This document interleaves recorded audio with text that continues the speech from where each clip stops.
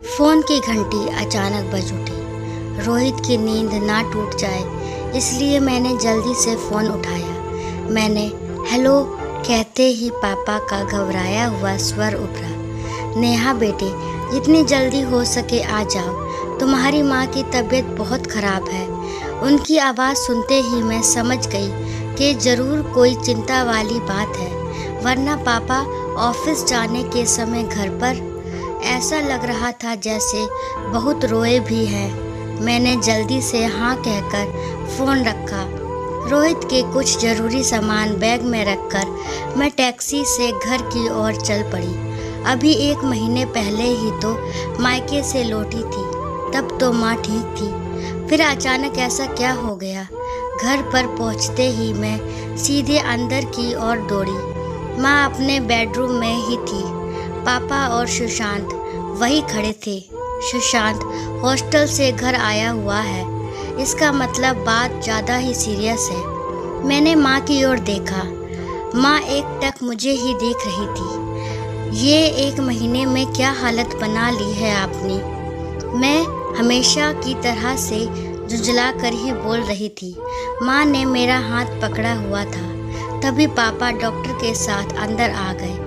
Checkup के बाद doctor ने माँ को मृत घोषित कर दिया। मैं अचंभित थी कि ऐसा क्या हो गया कि माँ हम सबको छोड़कर चली गई। मैंने भागते हुए डॉक्टर को रोका।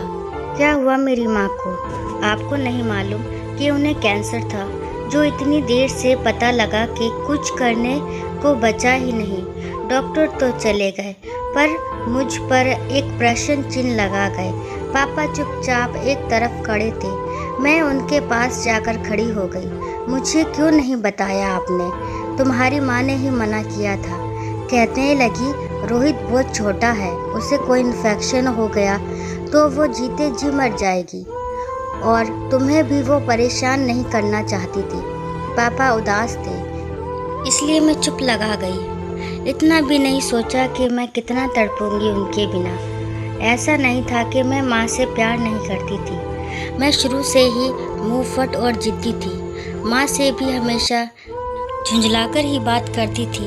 मैंने घर में माँ का वर्चस्व हमेशा निम्न देखा, कभी उन्हें अपने अधिकारों का प्रयोग करते नहीं देखा। हमेशा हर बात वो पापा से पूछ कर ही करती। मेरी सहेलियों की माँ जैसी मेरी माँ एकदम नहीं थी। मेरी कभी उनसे बनती नहीं थी। पापा से अधिक लाड़ ने मुझे बिगाड़ दिया था। अपनी हर बात मनवाना मेरा स्वभाव बन गया था। मेरी शादी के समय भी माँ के चेहरे पर सब कुछ था। अगर कुछ नहीं था तो वो अधिकार भाव था। हर काम ताई से पापा से पूछ कर रही थी। यहाँ तक कि शादी की शॉपिंग भी मैंने और पापा ने ही की थी। फिर जब रोहित होने वाला था तब राजीव मुझे मायके छोड़ गए थे। मैं ही उनसे उलझ पड़ती। एक दिन माँ फ़ोन पर बातें कर रही थी।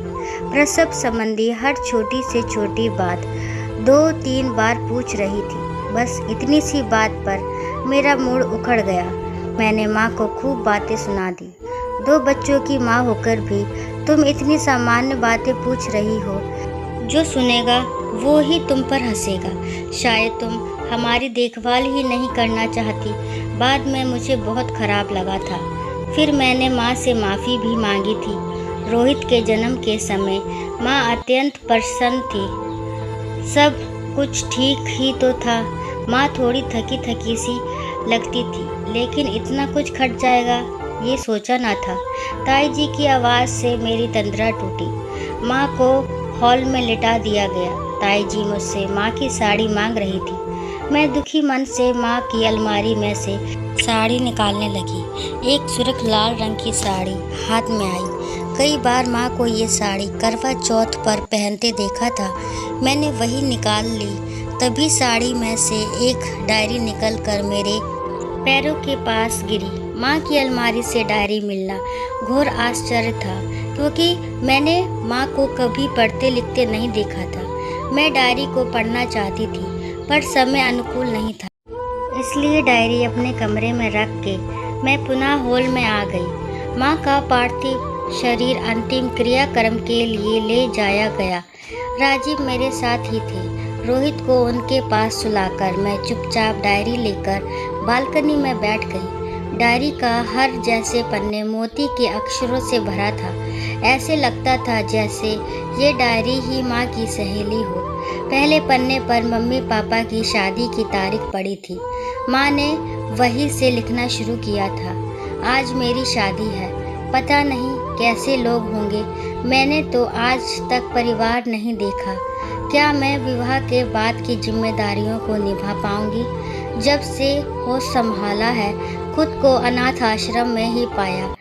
वार्डन दीदी के विरोध करने से डर लगता है। फिर कुछ पन्ने खाली थे। उसके बाद माँ ने फिर लिखा, दीपक बहुत अच्छे इंसान हैं। इतने अच्छे कि सुहागरात के दिन ही नेहा और सुशांत का दायित्व मुझे सौंपते हुए कहा, मैं चाहता हूँ किसी भी लड़की से विवाह कर सकता था, पर माँ विहीन तुम इतनी तकलीफ़ों को बेहतर समझोगी, इसलिए तुमसे शादी की। सुमन, मैं अब पिता नहीं बनना चाहता।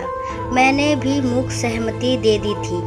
मुझे तो कुछ समझ नहीं आ रहा था, लेकिन अगर आगे नहीं पढ़ूंगी तो माँ का इतना बड़ा राज हमसे छिपा था।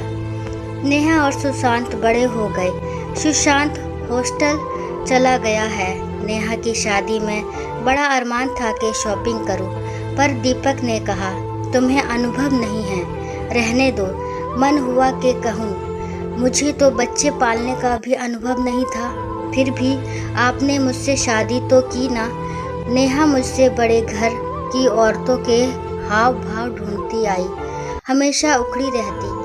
अब मैं उसे कैसे समझाऊं कि उसके प्रसव की पीड़ा तकलीफ कुछ भी तो मैं नहीं बांट सकती, और ना ही कोई झूठा दिलासा दे सकती हूँ। जब मैंने वो दर्द सहा ही नहीं तो बांटूंगी कैसे? नेहा माँ बन गई है। कितना कोमल स्पर्श है मुन्ने का। नेहा कितनी खुश थी। क्या माँ बनने के बाद ऐसी ही प्रसन्नता होती है? फिर कुछ पन्ने खाली थे। शायद माँ को समय नहीं मिला था। माँ ने आखिरी पन्ने में लिखा था, आजकल बहुत जल्दी थक जाती हूँ, काम नहीं कर पाती। सोचती हूँ दीपक के साथ डॉक्टर के पास जाऊँ, पर अभी घर के सब कितने खुश हैं नेहा और मुन्ने के साथ। मेरी तबीयत का सुनकर सब परेशान हो जाएंगे, बाद में बताऊँगी। उसके बाद की पूरी डायरी खाली थी। मैं स्तब्ध थी। मेरी सारी गलतियों की सजा माँ ने मुझे सिर्फ एक बार में ही दे दी थी, जब 1 महीने तक माँ मृत्यु और जीवन से संघर्ष कर रही थी और मैं एक ही शहर में रहते हुए भी अनजान थी। माँ, तुम अपने साथ मेरा वजूद, अहंकार, दम्भ सब कुछ ले गई। तुम अनाथ थी ही नहीं माँ, तुम हमें अनाथ कर गई। मैं माँ से बार बार माफ़ी मांग रही थी, पर आज माँ मेरे पास नहीं है। दोस्तों, उम्मीद करती हूँ ये कहानी आपको पसंद आई होगी। अगर आपको ये कहानी पसंद आती है तो प्लीज़ मेरे चैनल को लाइक शेयर ज़रूर करें और अपने विचारों को कमेंट बॉक्स में ज़रूर बताएं। अगर नए आए हैं तो सब्सक्राइब किए बिना बिल्कुल भी ना जाएं और कहानी को लास्ट तक सुनने के लिए थैंक यू।